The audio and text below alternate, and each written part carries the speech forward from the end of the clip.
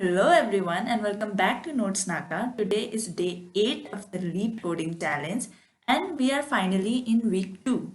So for today's problem, we have to check if the given coordinates lie in a straight line or not.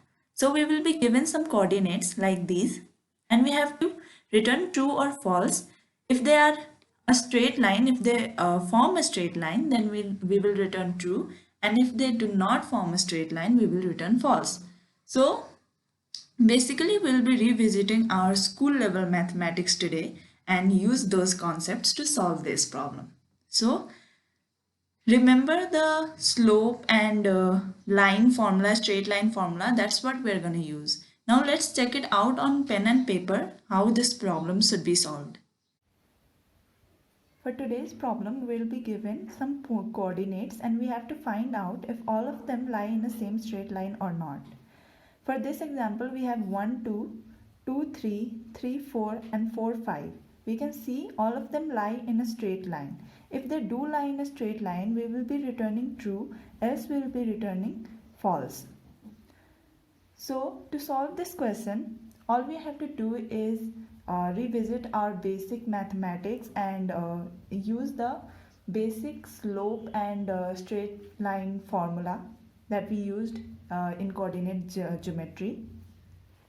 So the formula for a straight line will be y is equal to y minus y1 is equal to m x minus x1. There are many other formulas, but this is the formula that I have used today. And the formula for m is y2 minus y1 divided by x2 minus x1.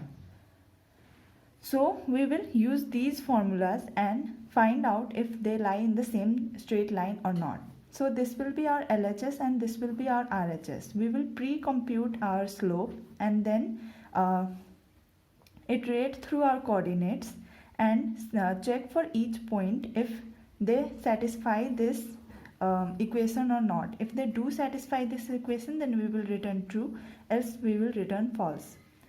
Now to compute our slope, what we will do is use our first and second coordinate, and by using first and second coordinate we will calculate m and use it inside to check the remaining points. So basically we will do this problem by traversing the coordinates list for once. That means our time complexity will become big O of n.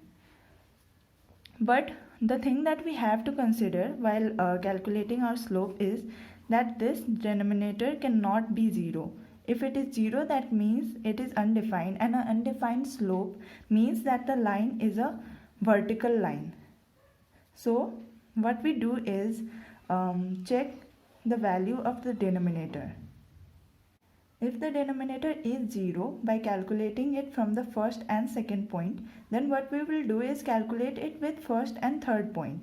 And if it is still 0, then we will calculate with the fourth point. And if it is 0 with all the points, that means that it is a vertical line and we return true. So let's check out the code now and it will be quite clear by that.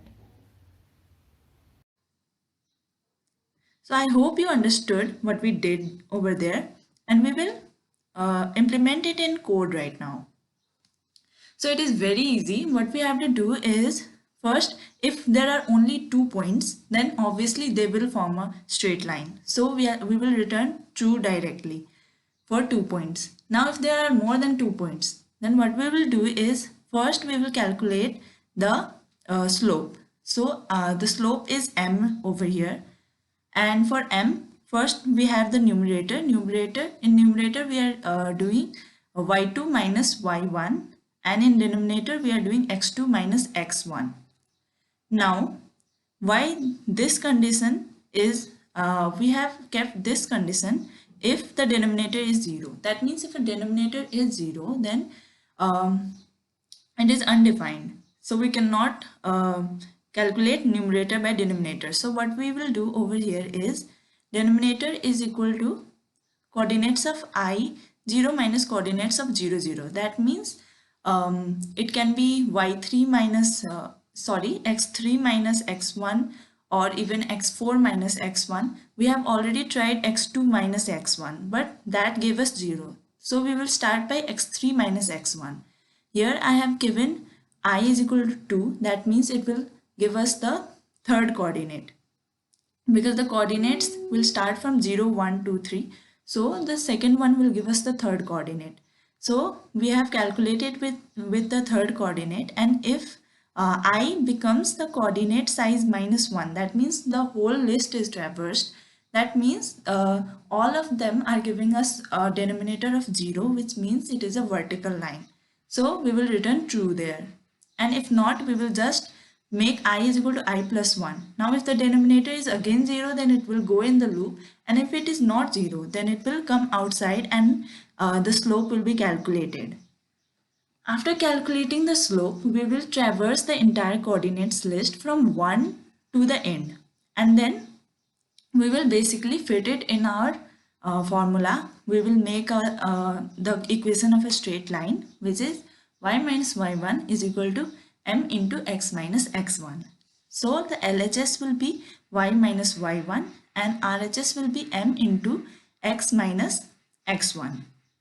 So it will calculate it for all the coordinates and check if LHS is equal to RHS or not. If LHS is equal to RHS, then that means it is satisfying the equation and it is a straight line. And if it is not satisfying, that means it is not in a straight line. So we will return false right over there. And if it comes out of this loop, that means all of the coordinates have satisfied our condition of LHS is equal to RHS, and we can return true. So this was a very simple code to do. Just use your basic mathematics concept and you can do this. So if I run the code, we can see for this input we will have false, false, and if I submit, it's accepted. So this is how this code is done. And we are finally in week 2, and I hope you are liking this series. If you are, then please give us a thumbs up and subscribe to our channel. Also, don't forget to leave us feedback in the comment section below. And thank you for watching and have a nice day. Bye bye. Take care.